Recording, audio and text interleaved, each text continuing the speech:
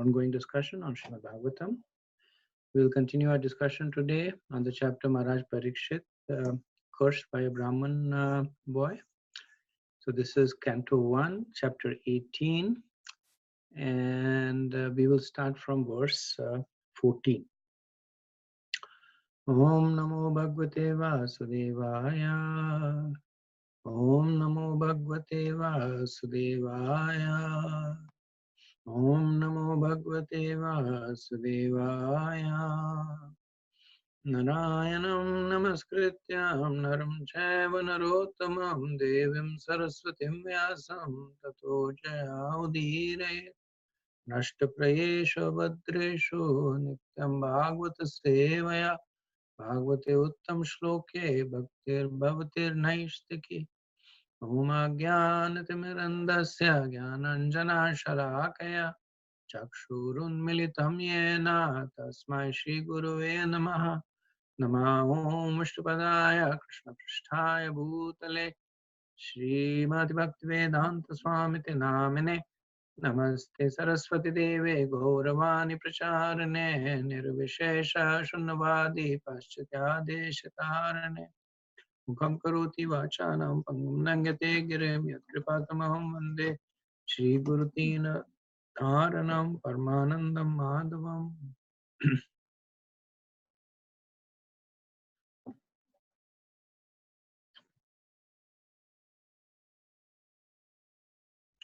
So, verse 14, chapter 18, Canto 1.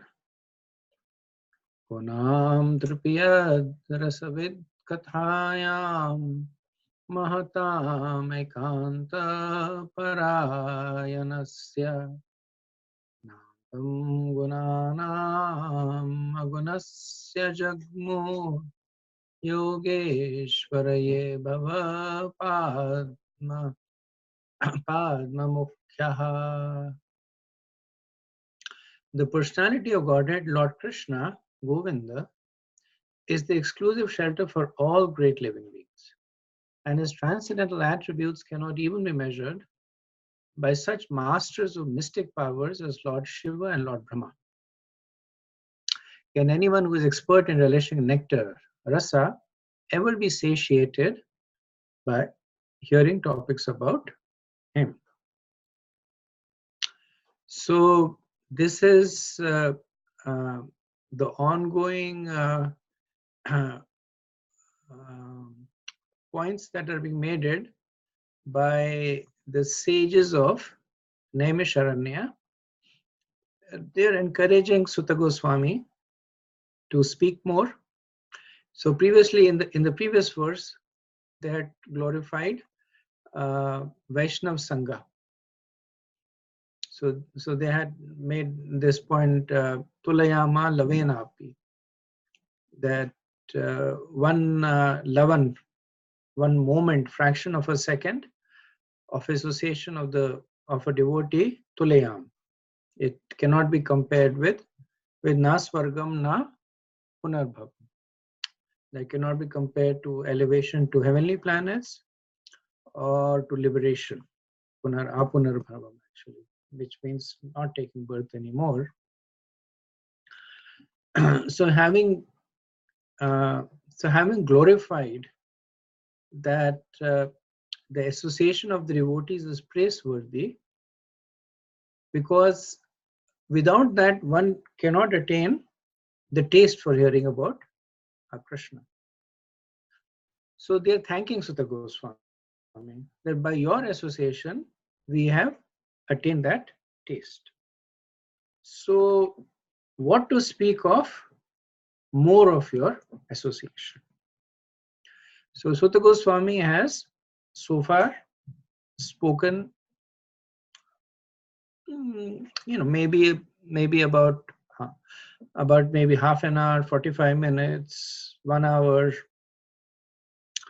And already the sages, they're relishing the nectar so much that they're comparing it favorably with all the Karam Kandi Yagyas that they were doing.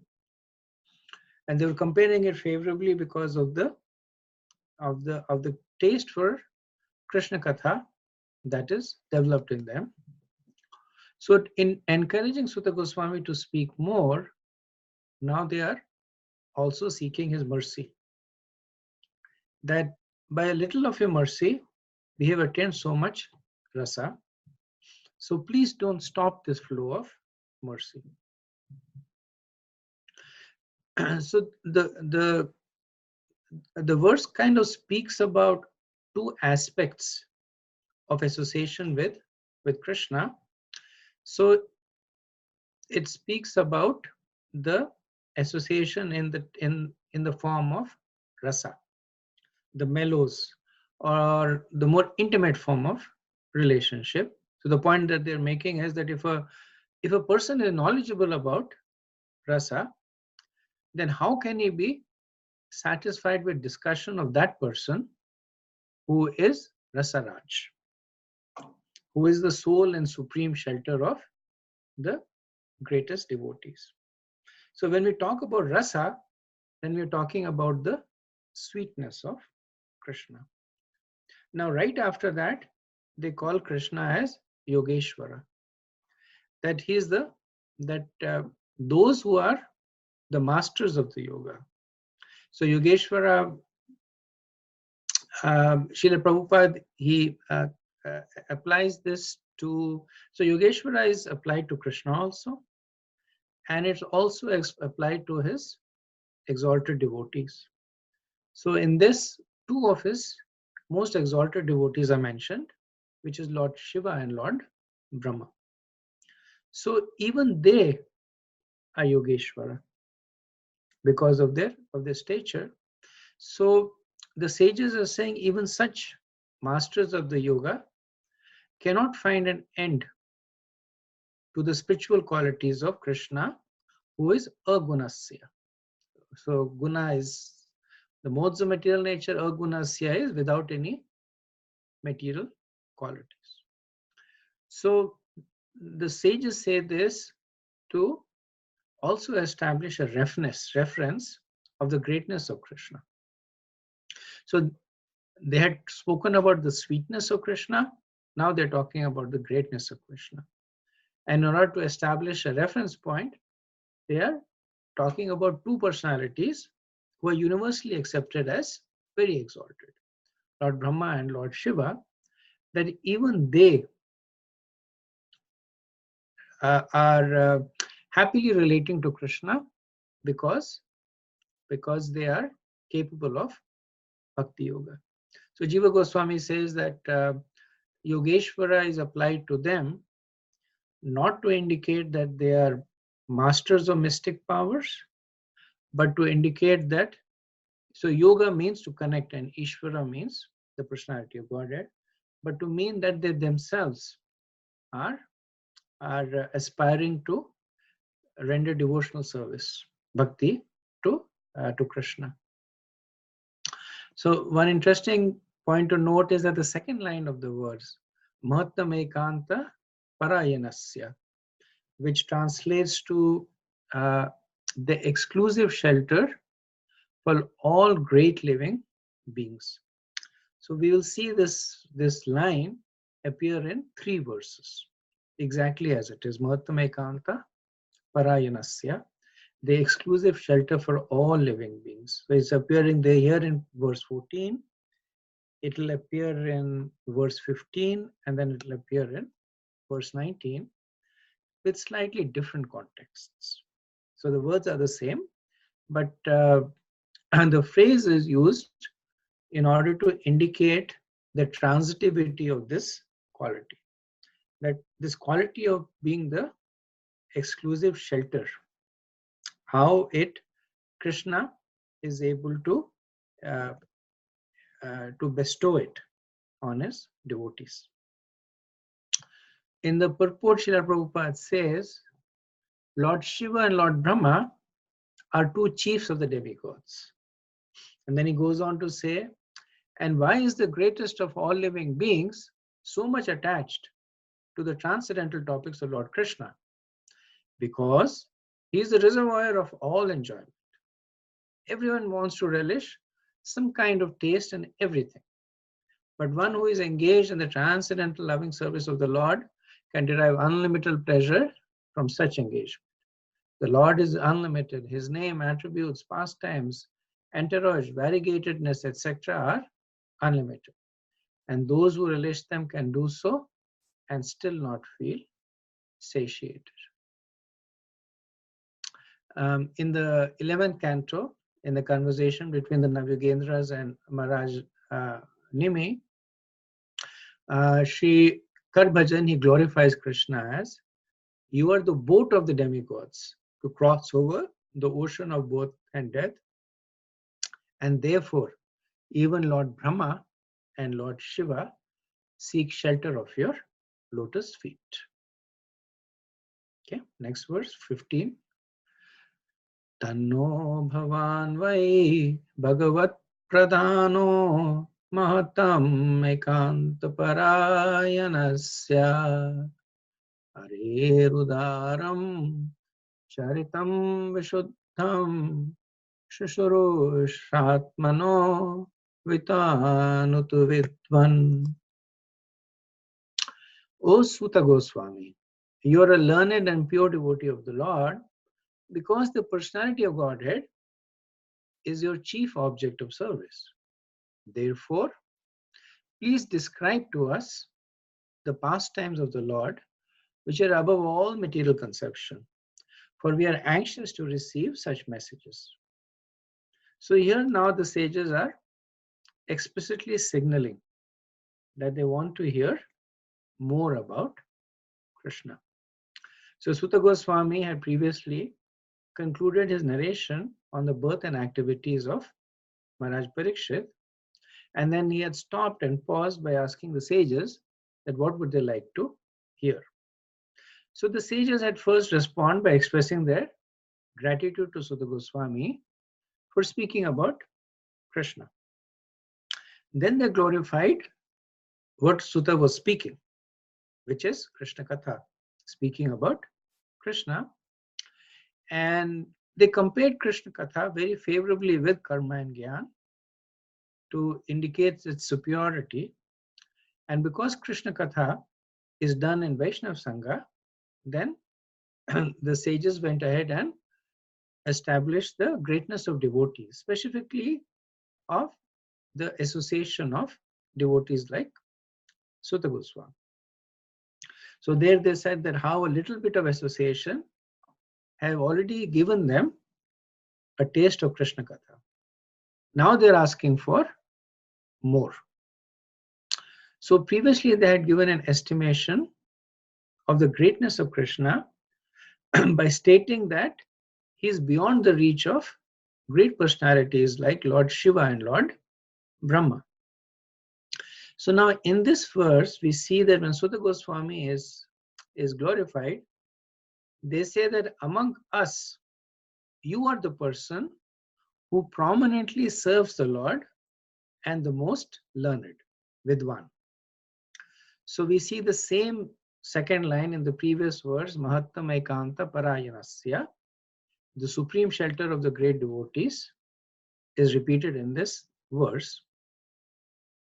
So in the 14th, in the previous verse, it was applied to personalities like Lord Brahma and Lord Shiva, and that they are the supreme shelter of great devotees, but they cannot estimate the greatness of Krishna.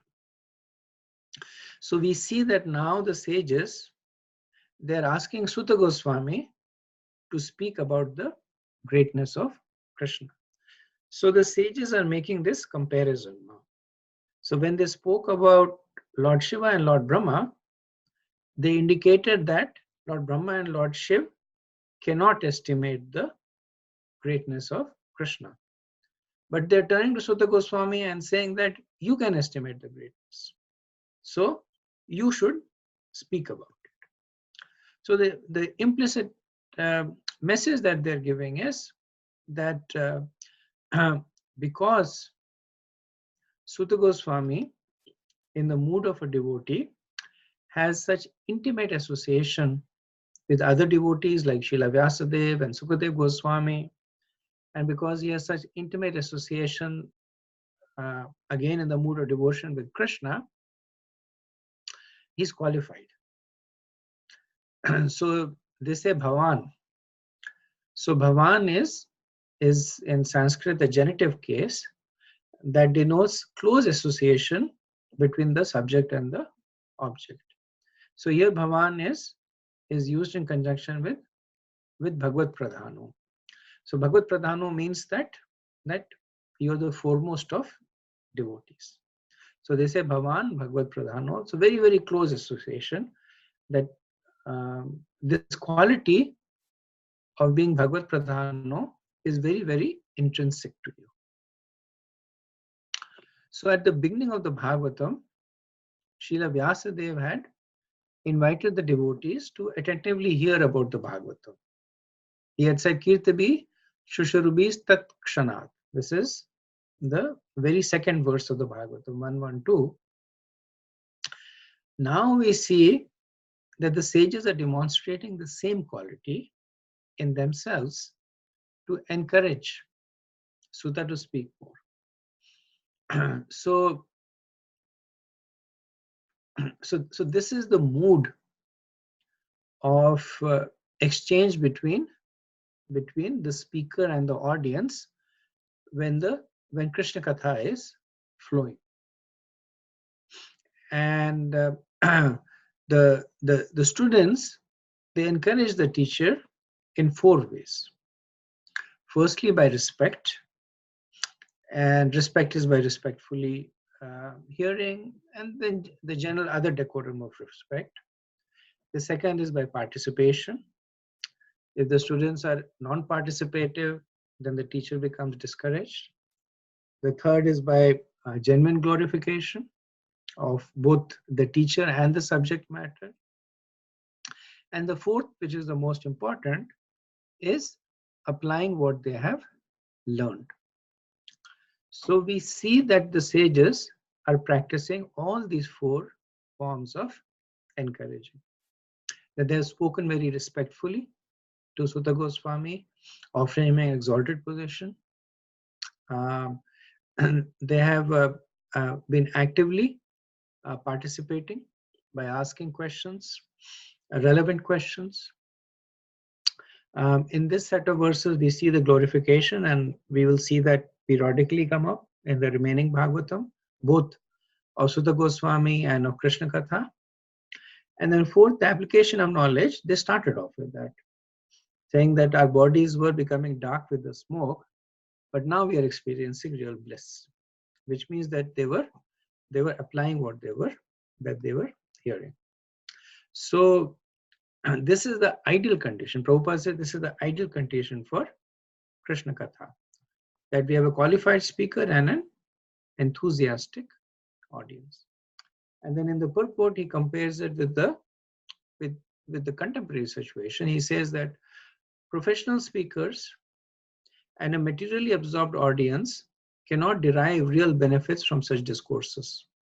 Professional speakers make a show of Bhagavad Sapta for the sake of family maintenance, and the materially disposed audience hears such discourses of Bhagavad Sapta for some material benefit, namely religiosity, wealth gratification of the senses, or liberation. Such Bhagavad discourses are not purified from the contamination of the material qualities, but the discourse between the sages of Naimisharanya and Sri Sutta Goswami are on the transcendental level. There is no motive for material gain. In such discourses, unlimited transcendental pleasure is relished both by the audience and by the speaker. And therefore, they can continue the topics for many thousands of years. Now, Bhagavad Saptas are held for 7 days only. And after finishing the show, both the audience and the speaker become engaged in material activities as usual. They can do so because the speaker is not Bhagavad Pradhan and the audience is not Shushurusha Tam, as explained above. Okay, next verse, 16. Savai Mahabhagavata Parikshit Yena Pavargakhyam Adabrabuddhi Yanena Vaisakhi Shabditena Veje Khagendra Dvaja Padamulam.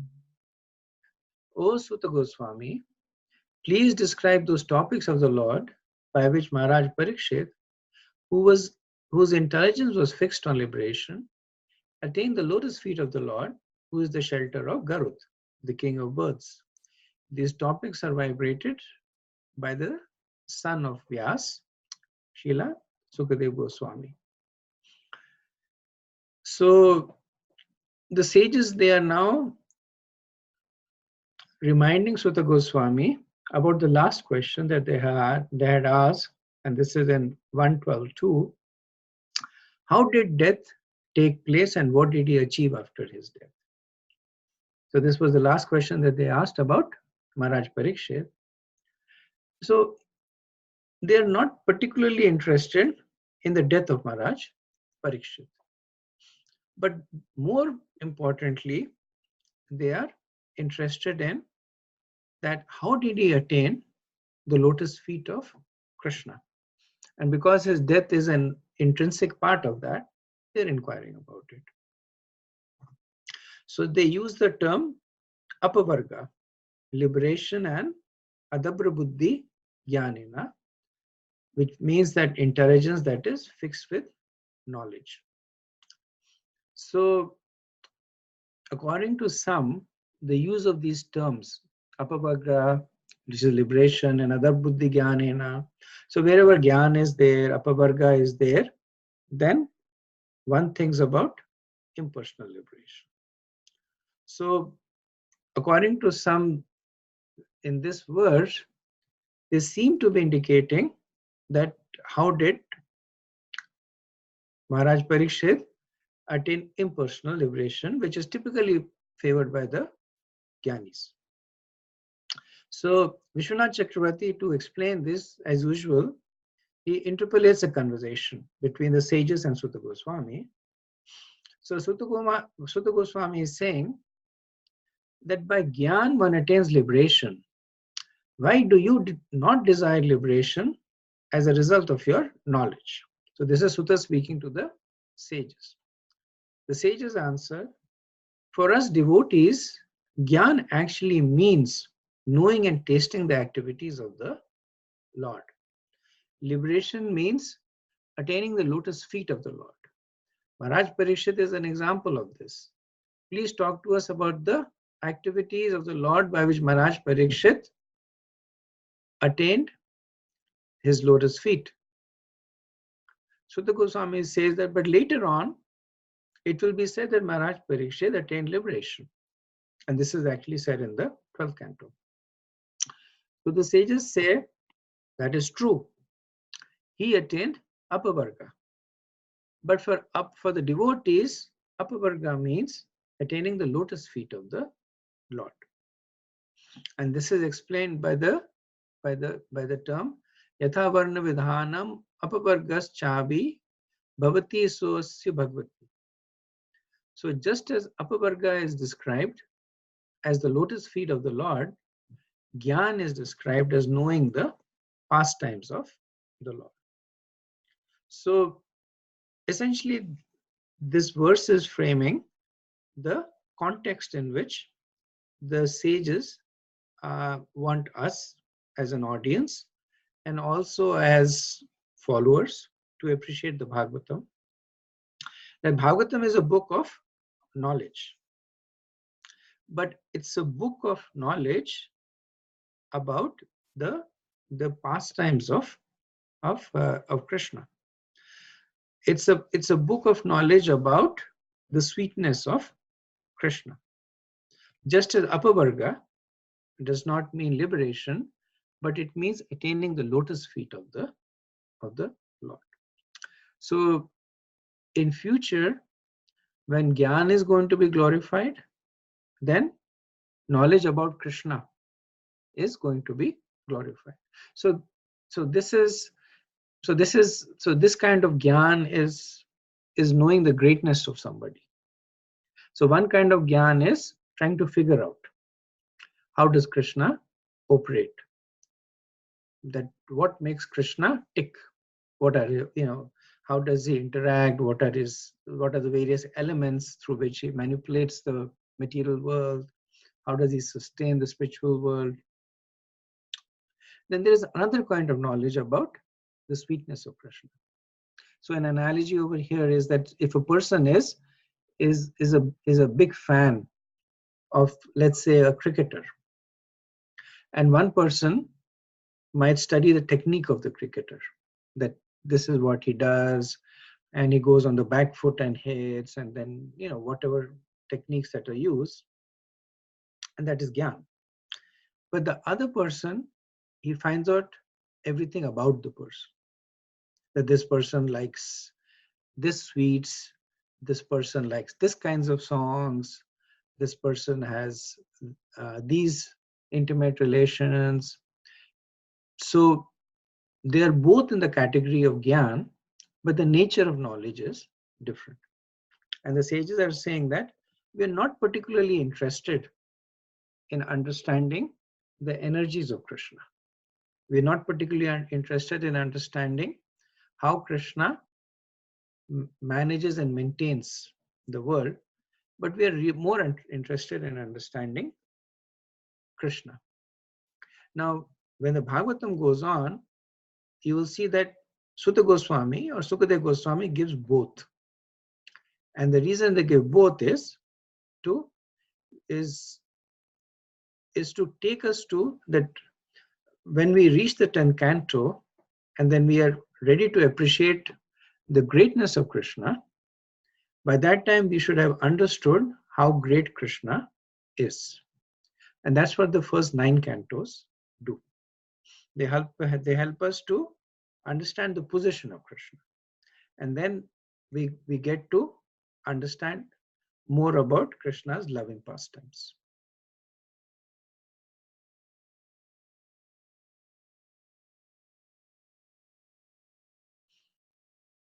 Okay, so we'll do the next verse, and after that take a break for discussion.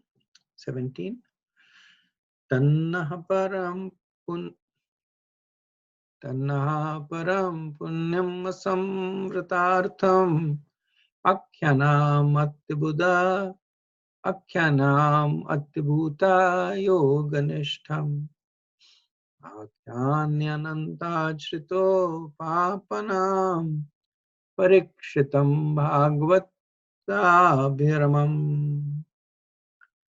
Thus please narrate to us the narrations of the unlimited, for they are purifying and supreme.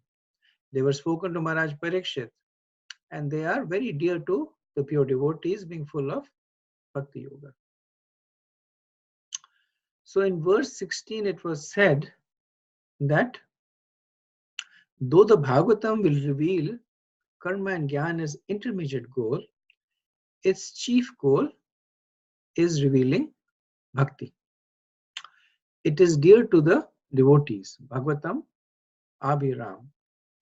So now Sutta Goswami says that Bhagavatam is most purifying because it is fixed in Bhakti Yoga.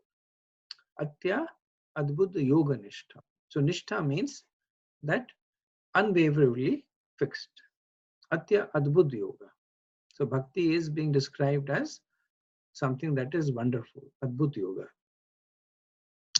So the sages again clarify that not only do they want to hear about the activities of Parikshit Maharaj, his passing away, they also want to hear the Bhagavatam. So the previous set of questions were all framed around the appearance of Bhagavatam. What is the situation that led to the appearance of the Bhagavatam? Now what they are saying is that please narrate to us the narrations of the unlimited. So this is a direct request that for you to describe to us the pastimes of Maharaj Parikshit leading to the speaking of the Bhagavatam is not an end in itself, but it's a segue. It's an important segue into leading us into the narrations of the unlimited, which are purifying and supreme. And they give the reason that why do they want to hear about Krishna. They say that because they are dear to the pure devotees and because they are full of bhakti yoga. So in the Vasishtha Shastra, it is stated that one should always associate with devotees. Even if they do not teach you directly, their conversations amongst themselves will teach you. Association with wise devotees makes what was empty full. It turns death into immortality. It turns calamity into good fortune. So Prabhupada expands on this and he says that what was spoken to Maharaj Parikshit and what is very dear to the pure devotees is Srimad Bhagavatam. Srimad Bhagavatam is mainly full of the narrations of the activities of the Supreme Unlimited, and therefore it is the science of bhakti, yoga, or the devotional service of the Lord. So notice how Srila Prabhupada calls it a science. So at one point, he's saying that Bhagavatam is narrations, stories, factual stories, but nevertheless stories. And then he says that it's a science. So when one thinks about science, one thinks about theorems and logic and sutras. But and the point, Srila Prabhupada, that is distilling from this verse is that these narrations are not different from the science. So when the word science is used, it is talking about the fact of the predictability of the results. So when they say this is a scientific fact, what does it mean? It means that it can be proven over and over again. That if you take A, mix it with B, heat it till certain temperature, this is what you will get. And that is a scientific fact. So whether I do it, you do it, it's done now, it's done 200 years later on, that fact remains immutable. So the science of Bhakti Yoga is that if one follows through the instructions that are given through these narrations of the pastimes of Krishna, then one will attain the lotus feet of the Lord. Prabhupada says that thus it is para or supreme because although it is enriched with all knowledge and religion, it is specifically enriched with the devotional service of the Lord. So we see an interesting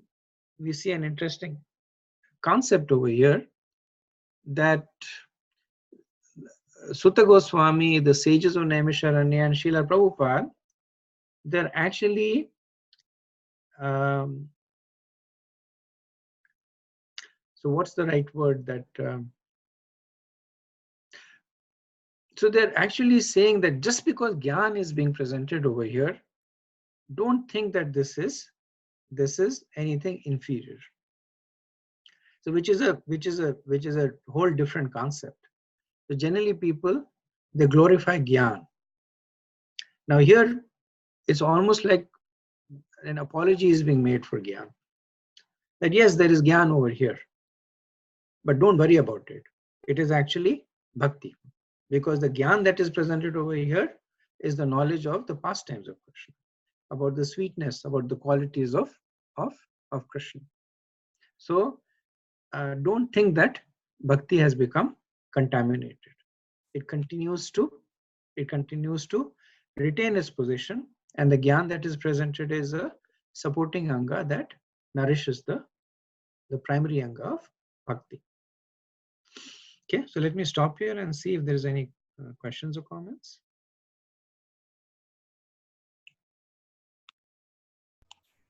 Hare Krishna, Prabhuji. So, Prabhuji, so when the yogis and jnanis, when they talk about jnana, what exactly? So, are they like talking about the like the like Sankhya philosophy mostly? Is that what they consider as jnana? Right. When the jnanis are speaking about Gyan, they're mostly talking about Sankhya, about uh, the about the constitution, the the the 24 elements, and how they interact with one another. And then they take that gyan to the next step, that by understanding the 24 elements, then you can understand the 25th element, which is, and then distinguish between Jiva and Krishna. Or they say by understanding how these elements bind, you can use it to free yourself. This is more the gyan for the yogis. And when the devotees speak about gyan, then what they refer to is the knowledge of the sweetness of Krishna. That did you know that when Krishna was 7 years old, he lifted a mountain with the pinky finger of his left hand? And the other person said, really, it was 7 days? So yeah, it was 7 days. So that's the knowledge that the devotees exchange with each other.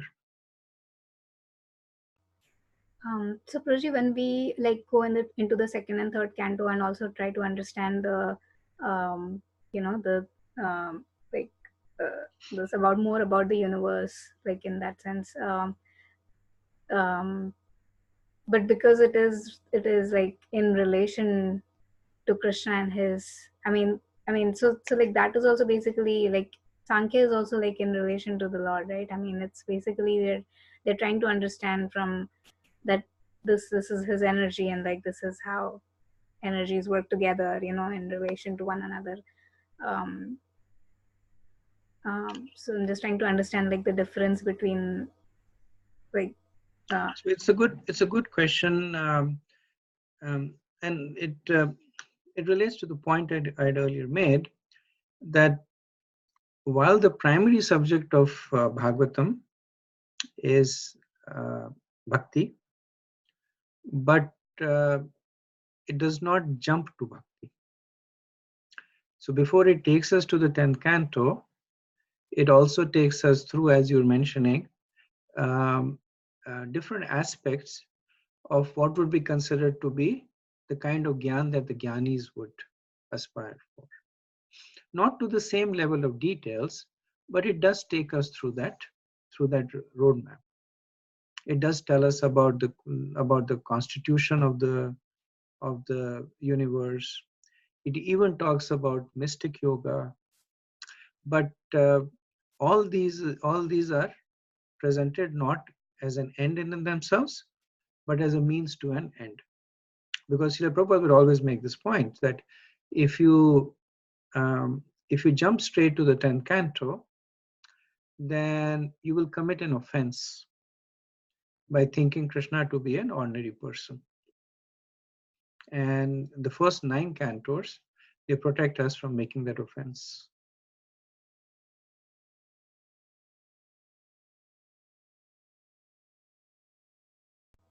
Hare Krishna, Prabhu.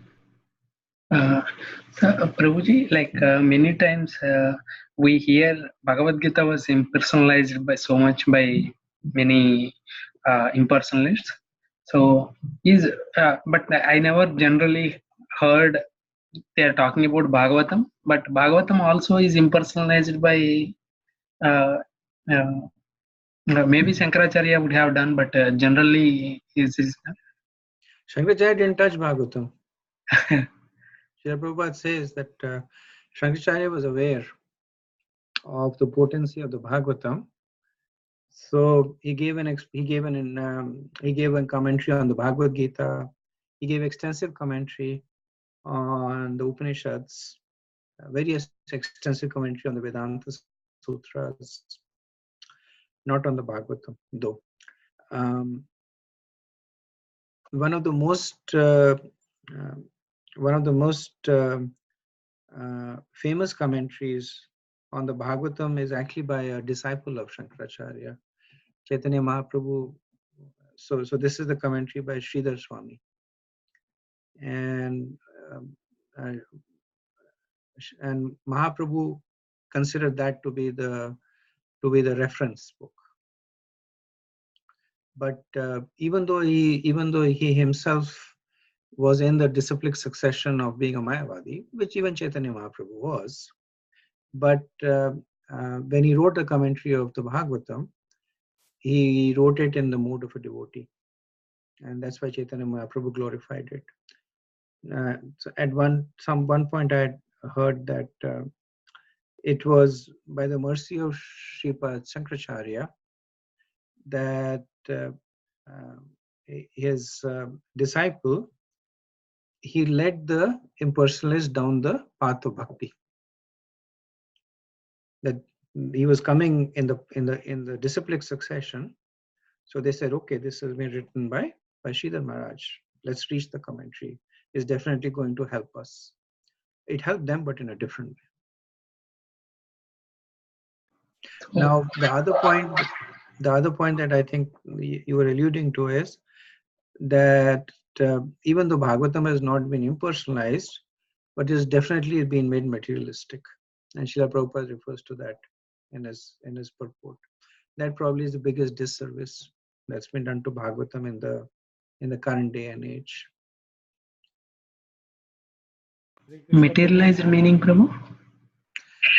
In the sense that Prabhupada mentions in the purport that there are the professional reciters, and they don't have a lot of attraction for Krishna per se, but they make it the business. They use it to earn money, and the people who are listening are just listening for either entertainment or for some material gains. So the essence of the Bhagavatam has been completely subverted. But generally, it is not touched, like they never impersonalized this one. Like they generally not touched this Bhagavatam. Not that I'm aware of. Yes, Prabhu. Thank you. Hare Krishna, Prabhu. The last prayer of Sankaracharya is the one that Bhaja Govinda, Bhaja Govinda, Bhaja Govinda Purnamaste. Maybe this is why, his followers that was more into, investigate, or they become more devotee in a personal way than impersonalist. So if you talk to the followers of Sripad Shankaracharya, they have a different explanation for those prayers. And so firstly, it's not his last prayers. It's a prayer that he, when his mother was dying, then he spoke that prayer to his mother on her deathbed. And of course, as Vaishnavas, we see as Lord Shiva giving mercy by reminding about the glories of Krishna. But as in everything, the followers of Shankaracharya have a different take on it. So generally, if you see that, so two things over here. One thing is that the followers of Mayavad, they are philosophically much stronger than the Vaishnavas, because that is their bread and butter. So this discussion is relevant to us. That is not our bread and butter. Our bread and butter is to sit and listen about Krishna being tied to a mortar and then relish that pastime. Now we still develop some understanding, the tattva, because the tattva understanding, so that was the Chuta's question, that, why is all this asked? So we do develop some understanding. But I can guarantee you that if you sit next to an impersonalist, his knowledge of the scriptures, his knowledge of the different verses and the connotations would be several times greater than ours, because that's their bread and butter. When they sit down and do katha, they don't talk about Krishna's Govardhan pastime. They talk about how the 24 elements interact with one another. They talk about how the Vedas are describing the annihilation and the creation of the universe. And naturally, where your mind goes, where your attention grows, that's where the conception also grows. So the purpose of this is not is is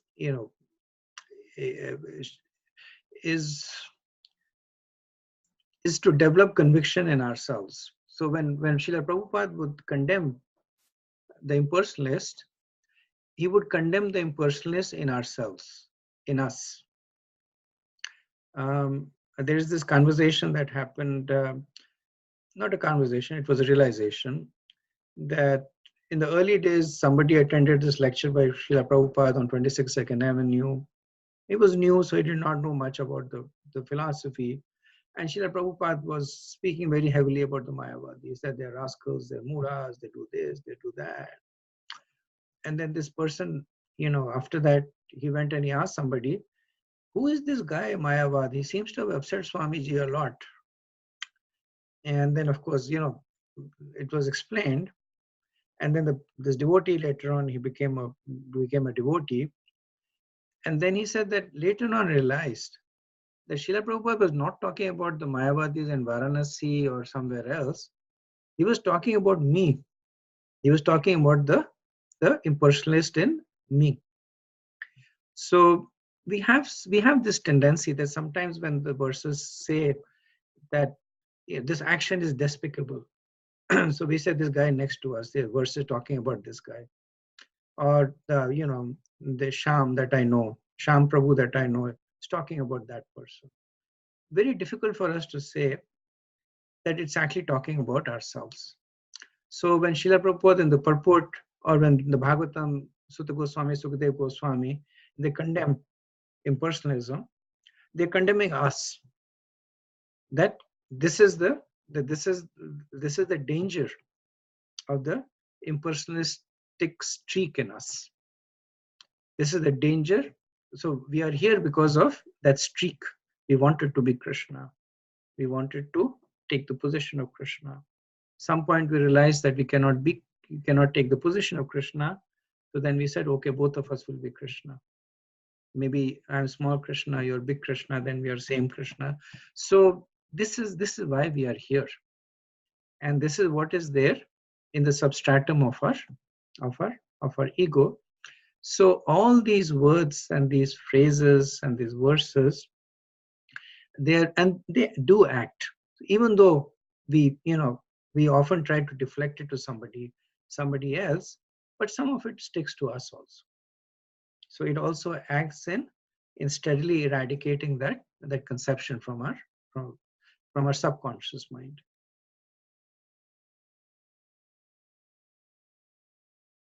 Thank you, Prabhu. Thank you. Nice question. Okay. So let's go on to the next verse, 18. Sutta Goswami is now going to speak.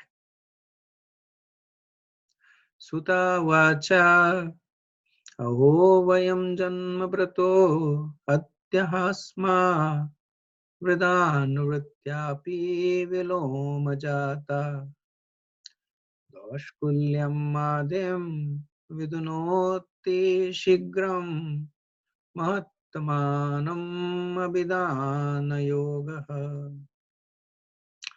Sri Sutta Goswami said, "O God, although we are born in a mixed caste, we are still promoted in birthright simply by serving and following the great who are advanced in knowledge. Even by conversing with such great souls who can without delay cleanse oneself of all disqualifications resulting from lower birth." So this is a fairly significant verse. It attracts a lot of comments and commentary because it is a cornerstone of ISKCON, and it is also the beacon of hope for devotees like us. So in this verse, essentially Sutta Goswami, he is denying all the glorifications that have been directed towards him by the sages of Naimisharan. He's saying that I'm a Sutta. So Sutta essentially means mixed caste.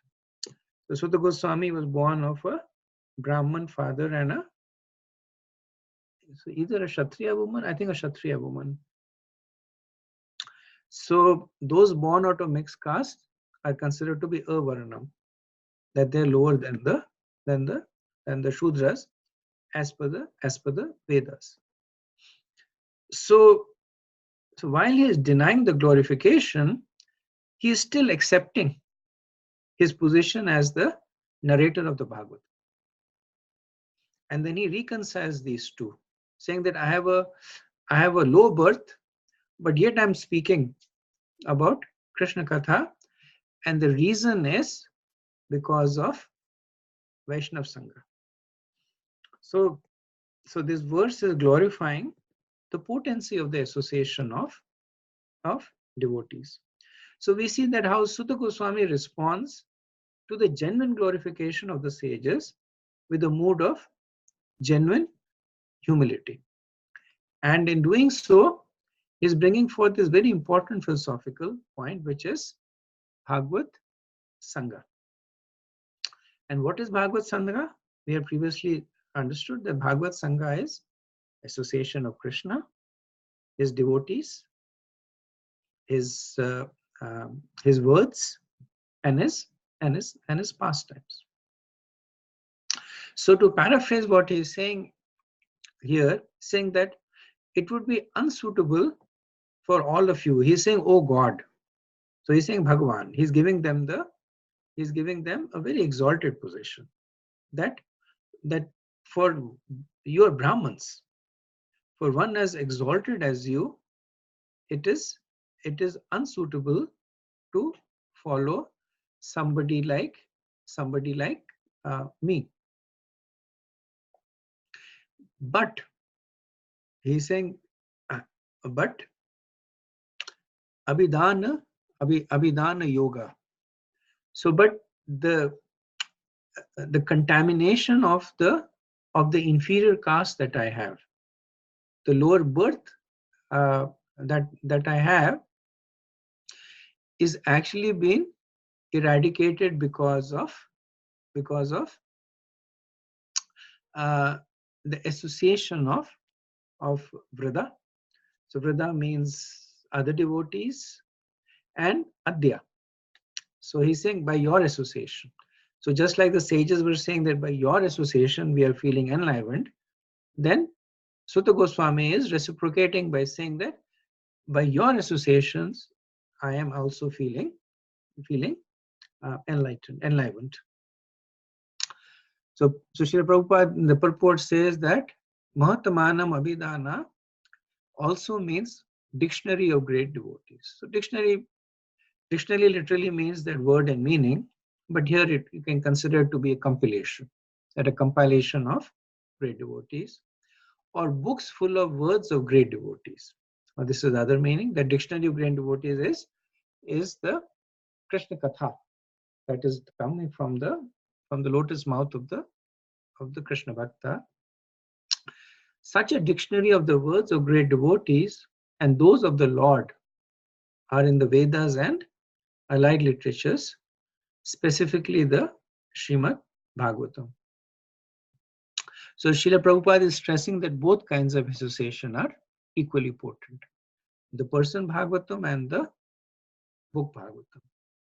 So Sutta Goswami first presented his fallen birth, that I am born of a mixed caste. Then he glorifies Vaishnav Sangha. And the Vaishnav Sangha that he got was the association of his father, Srila Vyasadeva, the association of his guru, Sukadeva Goswami, and the association of the sages of Naimisharanya. So he's saying that in front of this 88,000 sages, I am sitting on an elevated seat simply because of Vrida Anuvartaya, simply by following those who are mature in knowledge. So now he's exemplifying another quality, which is transparency. So he received so the contamination of his low birth has been eradicated because of Vaishnava Sangha, and he's able to sit on an elevated. So elevated seat means in the position of a guru. So he's able to sit on an elevated seat in front of 88,000 Brahmins in the holy place of Naimisharanya is because of Vruddha Anuvartaya. Because without speculating, without changing, he is simply presenting. So Anuvartya means that Anu means following. That whatever has been Vratya, whatever has been spoken to him, he is simply repeating that. Vrida is, so Vrida literally means old, but here it means that one who is mature with knowledge. So he goes on to say that this collection of conversations, Abhidhan Yoga, even though it is in a common language. So this is Vishwanath Chakravarti Thakur's explanation on the verse. So he says that even though it is in Lokik Sanskrit. So again, Sutta Goswami is talking about the simplicity of the approach. Now the Vedas are not in Lokik Sanskrit. They are in Vedic Sanskrit. And Vedic Sanskrit is a lot more difficult than Lokik Sanskrit. So they're saying even though this is in Lokik Sanskrit, so at that time everybody spoke Sanskrit. So it was like the language of the common people.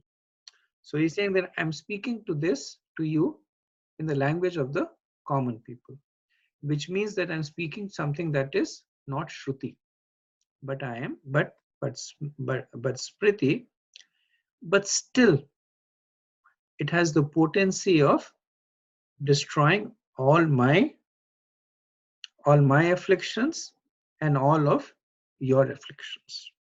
So me, born in a lower caste, you, O gods, O exalted Brahmins, this Bhagavatam is equally potent in helping me and helping you. So the essential message is that it is potent of helping everybody, regardless of what their antecedents are.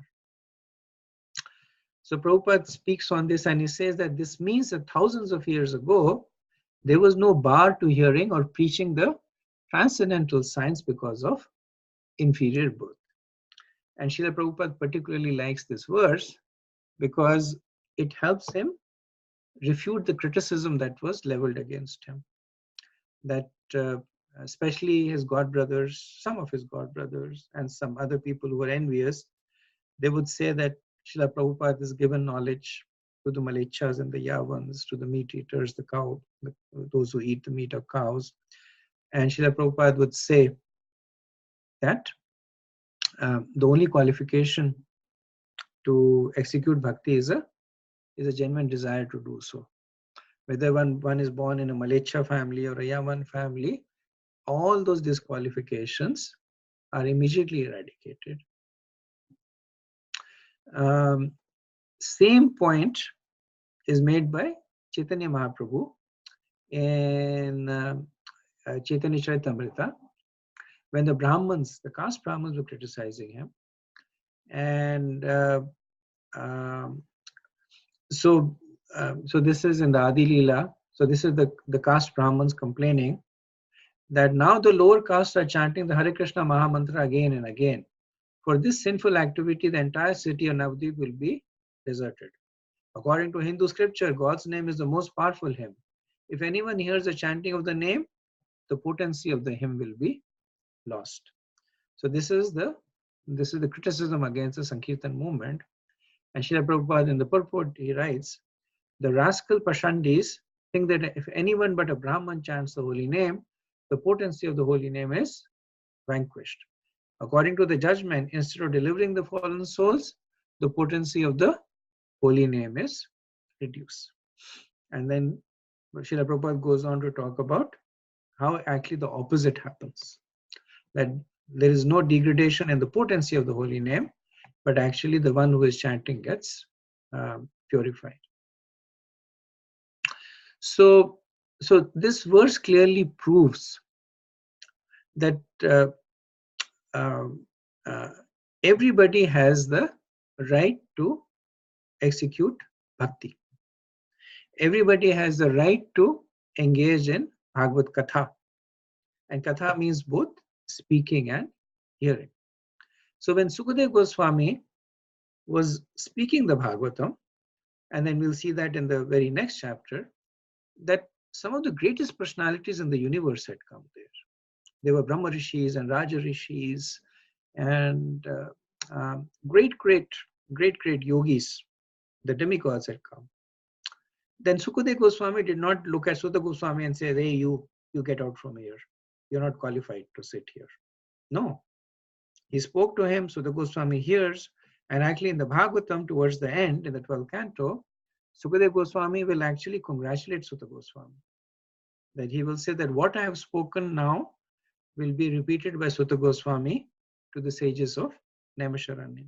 So he's aware that Sutta Goswami is going to establish the disciplic succession. So whether in speaking or in hearing, there is no restrictions that are based on material conceptions. That is very important.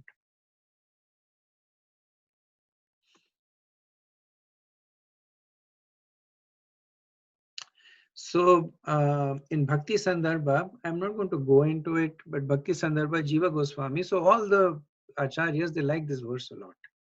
In the descendants of Chaitanya Mahaprabhu, because it establishes the foundation of the Sankirtan movement, that anybody and everybody can perform devotional service.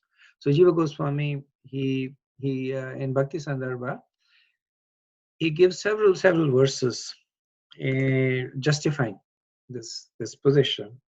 And so, like I said, I won't go into it, but just to let you know that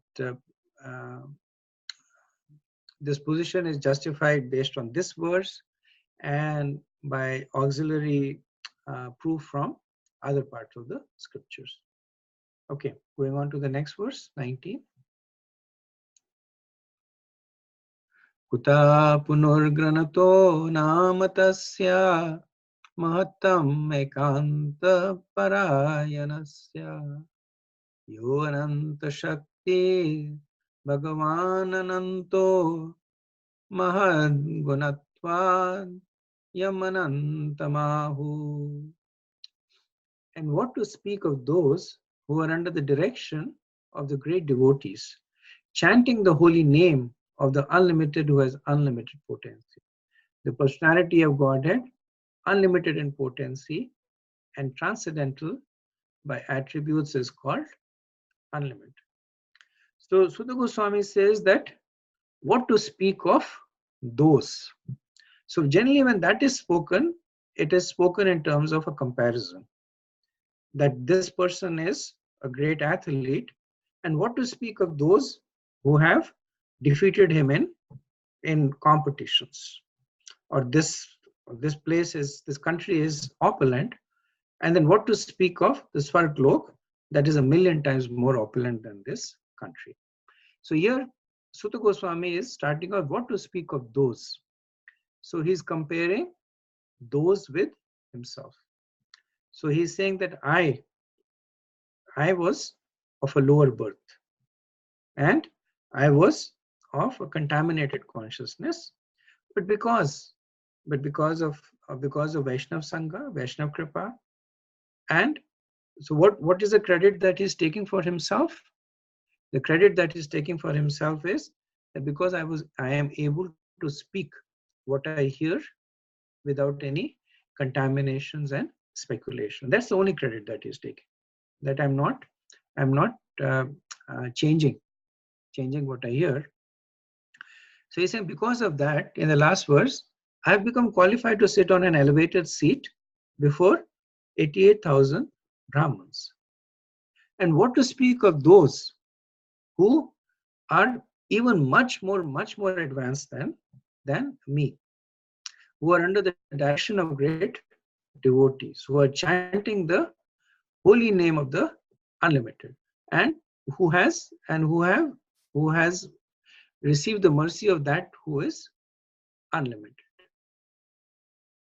So here Sutta Goswami, he uses the term unlimited 3 times. He says, Ya Ananta Shakti, he who has unlimited potency. Bhagavan Ananta. So Bhagavan means Bhagavan, one who has opulences. Ananta means unlimited. So one who has unlimited opulences. And Yam Anantahu, that one who is called unlimited. Why?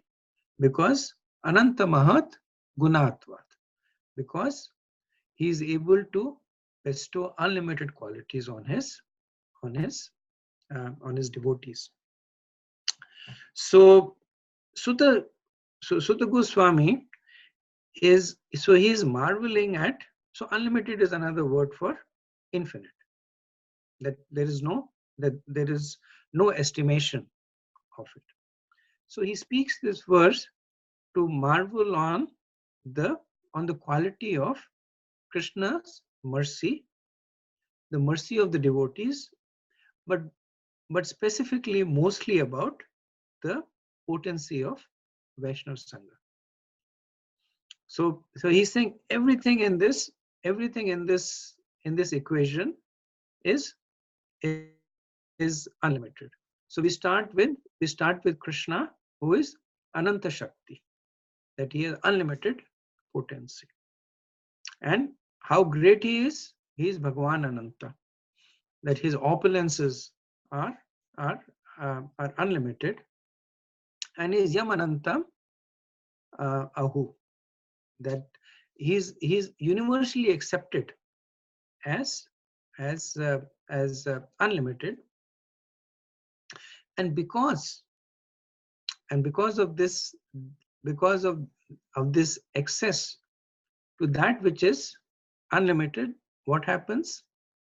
Ananta Mahat Gunatvat, that his devotees, the devotees also become same. Ananta Mahat Gunatvat.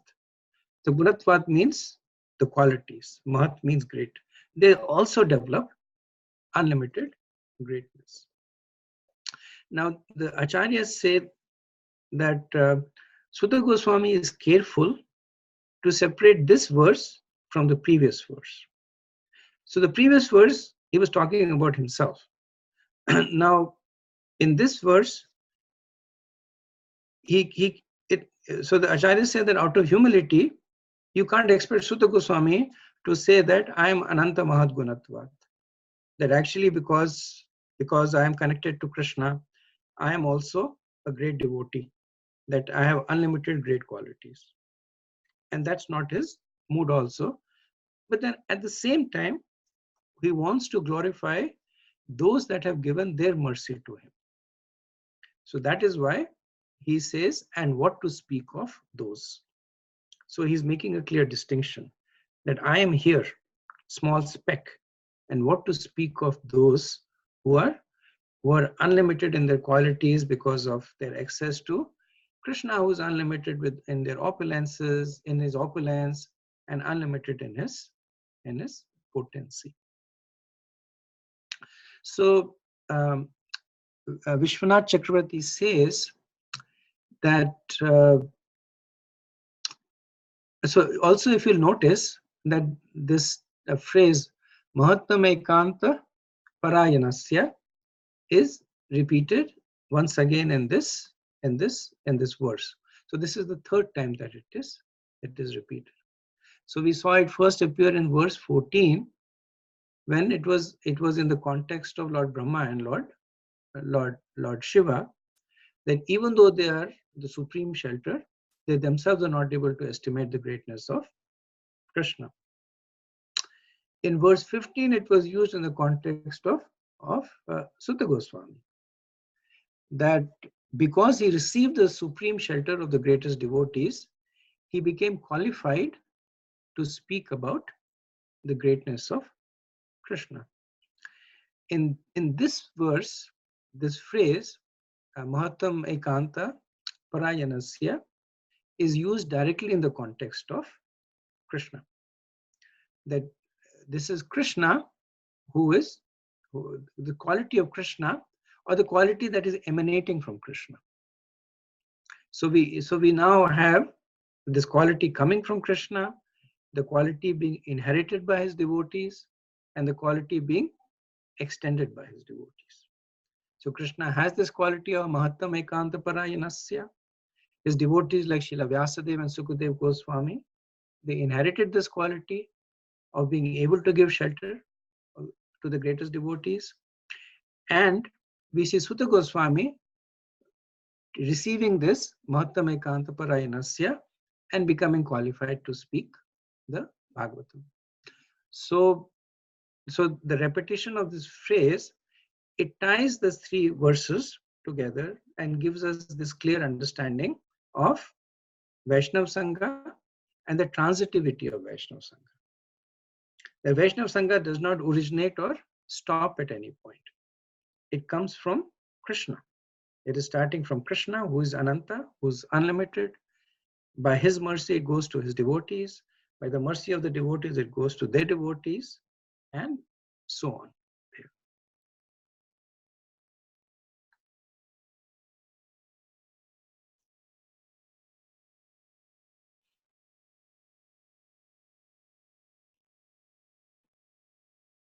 So Vishwanath gives a slightly more, I guess, a more philosophical explanation. So he says that one takes a low birth on account of prarabdha karma. It is well known that the only way this karma can be destroyed is by experiencing. How could chanting the name destroy it? This verse answers that question.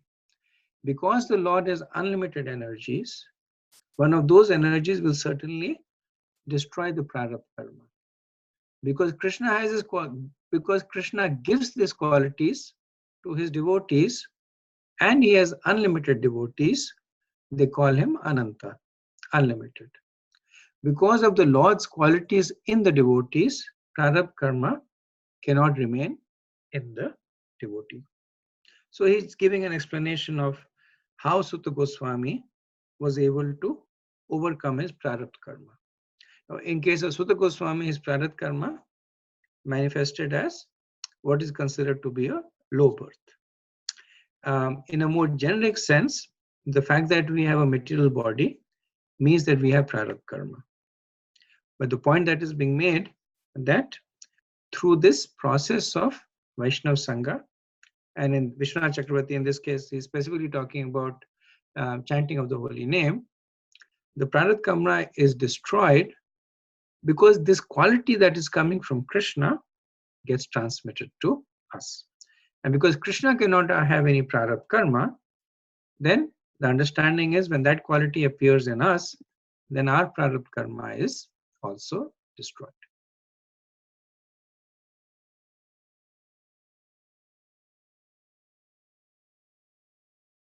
Okay, let's do the next verse. 20. Etavatalam nanusuchitena gunera samyanati sayanasya yadvetaran prarthayato vibhuti yasyangri renum justase anavipisho.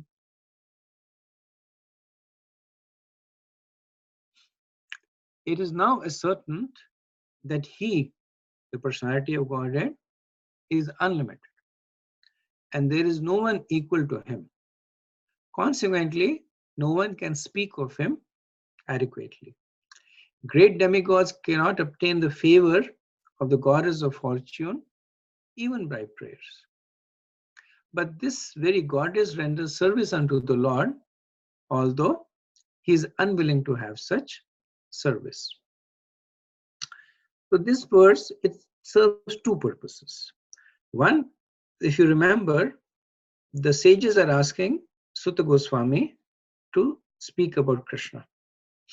And Sutta Goswami is saying that I may be of low birth, but my low birth has been addressed because of my good fortune of Vaishnava Sangha. But then also you should know that because Krishna is Ananta, because Krishna is unlimited with unlimited qualities, no one can speak about him. And in order to establish this point more authoritatively, he talks about the great demigods. So the great demigods are not able to get the mercy of Lakshmi Devi. So he establishes this hierarchy that the great demigods, they're praying for Lakshmi Devi. Lakshmi Devi is praying to render service to Krishna, and Krishna is anabhipisho. Krishna is unwilling for such service. So the Goswami is saying that I don't appear anywhere in this. The great demigods are much greater than me. Much greater than the great demigods is Swayam Lakshmi Devi, the goddess of fortune. And so the point that he's saying is that because she herself is not able to adequately glorify Krishna, Krishna is unwilling to take service from her. It's so that's the apparent meaning of the verse. But one point that comes across is that, so we often say that Krishna is unwilling to take service from Lakshmi Devi, or Krishna is indifferent to Lakshmi Devi. And then you would think that Krishna is Bhaktavatsalya. Krishna says that you approach me a little bit, I approach you a lot. So why is he discriminating against Lakshmi Devi? After all, Lakshmi Devi is also a devotee. If she is rendering service to him, he should be enthusiastically reciprocating and saying, Anayor, more service, more service. That is Krishna's mood. That's what is told to us. That every little service that we do, every little offering that we make, Krishna accepts it. But here it is said that Krishna is unwilling to accept. He is anabhisho. So how do we understand this? So the acharyas give us the understanding that what Krishna is unwilling to accept from Lakshmi Devi is that which she is being worshipped for, which is material gains. So when the demigods worship Lakshmi Devi, or when the humans worship Lakshmi Devi, then they're worshipping for money, fame, opulence. And when Lakshmi Devi turns around and starts worshipping Krishna, then Krishna is not interested in all that. So he looks at the millions and billions of jivas who are different levels of advancement worshipping Lakshmi Devi for this, and Lakshmi Devi is the storehouse for this. She is the goddess of good fortune, goddess of opulence. And then Krishna looks at it and says, not really interested. And really speaking, Krishna is not interested because he has a lot more than what Lakshmi Devi has. But he fully reciprocates to the bhakti of Lakshmi Devi. Otherwise, why else would he always keep Lakshmi Devi by his side? Lakshmi Devi has the constant association of Lord Vishnu. He not only, you'll see that he not only keeps Lakshmi Devi in his constant association, but there are such sweet exchanges between Lord Vishnu and Lakshmi Devi, where he glorifies her over and over again, not as the giver of gold and silver, but he glorifies her as a great devotee.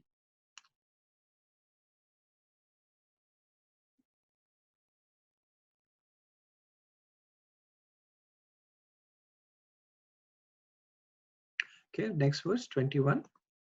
So we'll do 21 and then we'll stop to see if there's any discussion. Athapi yatpada nakhavasrashtam jagat varenchopahat arahannambaha shesham punatya Anyatamo mukundat ko namaloke bhagavat padarataha. Who can be worthy of the name of the Supreme Lord but the personality of Godhead Shri Krishna? Brahmaji collected the water emanating from the nails of his feet in order to award it to Lord Shiva as a worshipful welcome. This very water, the Ganges, is purifying the whole universe, including Lord Shiva. So this is a kind of a summary verse. It establishes or it summarizes the fact that Krishna is supreme. So Sutta Goswami had already spoken about how Krishna gives shelter to Lord Brahma and Lord Shiv, and this verse talks about the about how Brahma and Shiv how they conduct themselves in that shelter. So it's not that they are grudgingly taking shelter of Krishna, that Krishna is bigger than us, he might beat us up, so let us take shelter of him. But what this verse is saying is that they're happily taking shelter of Krishna. That is how great Krishna is. That as Vaman Dev, when his toenail pierced the covering of the universe, then the water of the Kshodashai, the Kshir ocean, it flowed into the universe, touching the toenails of Krishna. And then Lord Brahma, he accepts it as Argya. Argya is water that you sprinkle on top of your head, and he uses it for worship. And the water is so pure that Lord Shiva, he accepts it on his head. So the Goswami is saying that this is the person that we are talking about. That a person who gives shelter to personalities like Lord Brahma and Lord Shiva. That a person who is worshipped by Lakshmi Devi herself. So only to this person the name Bhagavan can apply, and to nobody else. He is the Lord of everyone. He is supreme. So Jiva Goswami makes the point that this verse does not refer to Sadashiv, but refers to the demigod Shiva, more of a technicality. So he makes this point in Paramatma Sandarbha that, and then he offers two verses from Brahma Samhita 5.8 and 5.10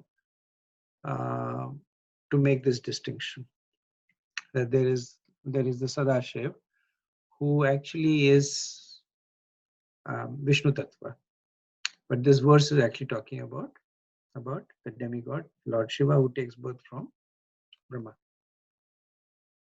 So Prabhupada in the purport, he says, the goddess of fortune, Lakshmi Ji, Lord Brahma and Lord Shiva are not independently powerful. They are powerful as expansions of the Supreme Lord. And all of them are engaged in the transcendental loving service of the Lord, and so also are the living entities. There are 4 sects of worshipful devotees of the Lord, and the chief amongst them are the Brahma Sampradaya, Rumpata Sampradaya, and Shri Sampradaya, descending directly from Lord Brahma, Lord Shiva, and goddess of fortune Lakshmi, respectively. Besides the above-mentioned 3 Sampradayas, there is the Kumar Sampradaya, descending from Sanat Kumar.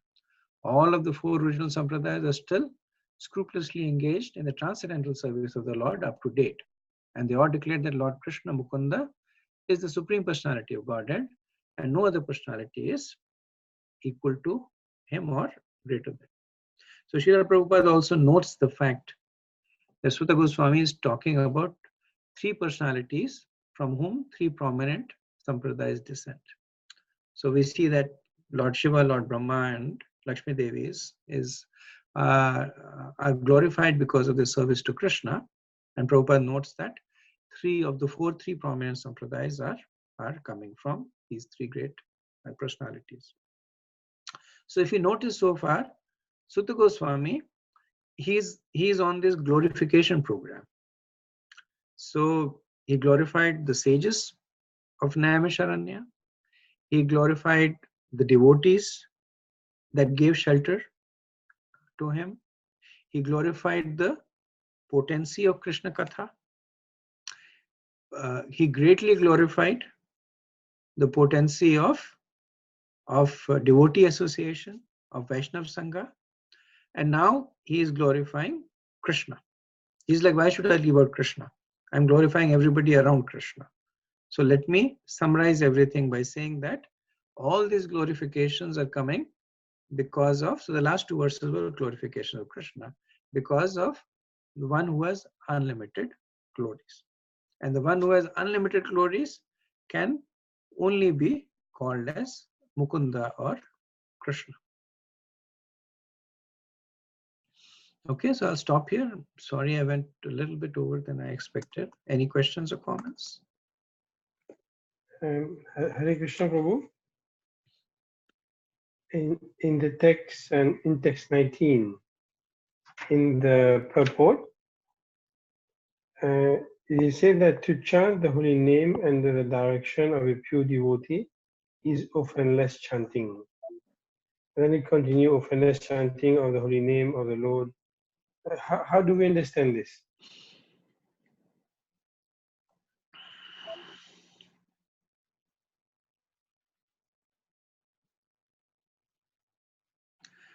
So for that, you have to hear the lectures of Radha Govind Maharaj. So Radha Govind Maharaj's essential philosophy that he presents, and of course it is not his independent philosophy, is exactly this. That if you can you repeat the statement again, Prabhu? He said, to chant the holy name under the direction of a pure devotee is often less chanting. So there are two understandings to this. One understanding is that when a pure devotee is directing you to chant, then the direction contains that which will make the chanting offenseless. So like when Srila Prabhupada, he directed us from chanting, he also gave along with that, the 4 regulative principles to follow and the 10 offenses to avoid. So when we do so, when we follow through, then yes, then our chanting becomes offenseless, because we are avoiding the sins by following the 4 regulative principles, and we are worshipping the holy name in the proper mode by avoiding the 10 offenses. That is generally the conception that is given to practicing devotees as ourselves, so that we do not take the holy name cheaply. Now, having said that, and I mentioned Radha Govind Maharaj because he speaks about this also. He says that Srila Prabhupada said, chant Hare Krishna. If you chant Hare Krishna, your life is perfect. So he takes a more literal meaning of this. That Chaitanya Mahaprabhu said that you chant Hare Krishna. So he gives the example. He gives the example of the potency of of fire, and he says the potency of fire is to burn. It does not matter if the person who's holding the fire is holding it in the right hand or the left hand, wearing good clothes or bad clothes. Doesn't matter. The nature of fire is to burn.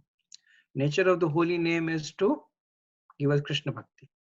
Does not matter that we are doing it with full attention or limited attention, that we are doing it with in the morning or the afternoon or the evening. So this is my personal take on it. that both the statements are equally accurate. So what Radha Govind Maharaj says is to encourage people to take the process of chanting. That, and generally when he speaks in a mixed audience. So he's talking to a mixed audience. He's encouraging them to take to the process of chanting.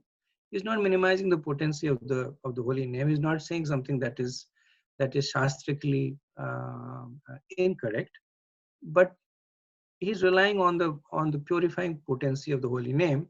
That when one takes to chanting of the holy name, then one will automatically get elevated to the higher stage of chanting, where one chants without the 10 offenses and while following the 4 regulative principles. So that's how so when I read that statement, I was in two minds whether I should have a discussion on that or not.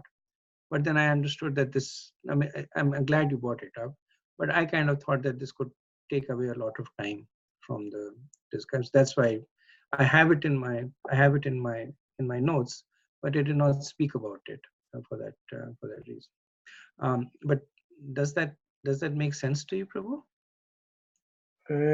Yes, Prabhu. Thank you. Okay. Thank you. Hare Krishna, Prabhuji. I had two questions, Prabhuji. One is in the verse 20, you mentioned that this serves two purposes, and I could grasp one purpose, that that Krishna has much more to give than material prosperity. That was the meaning, that Krishna doesn't reciprocate with Lakshmi Devi in that context. So what is the other purpose, Prabhuji? If I catch correctly. I would have to go back. So you're picking up a snippet of what I said and asking me to complete it. So, so Prabhu, to you, I think I would give this specific recommendation that you should pair up with somebody like Sarang Prabhu or somebody, because I think a lot of your questions are coming out of what I feel is that, maybe you're writing and you're not able to write the whole thing, you miss out something. And it's kind of difficult for me to go to that point and resume. So one recommendation that I've often given to you is that if you rehear and if the question is still not answered, then basically talk about it. Second recommendation I would give is that you should probably pair up with somebody like Sarang Prabhu, and then try and see that if he can help you out with the very specific these kind of questions that I heard this, but I did not. I heard part A of it, but did not hear part B of it, and maybe I missed part C of it. So, and I know I'm conscripting Sarang Prabhu, but if you can do that service, Prabhu, that would help out everybody.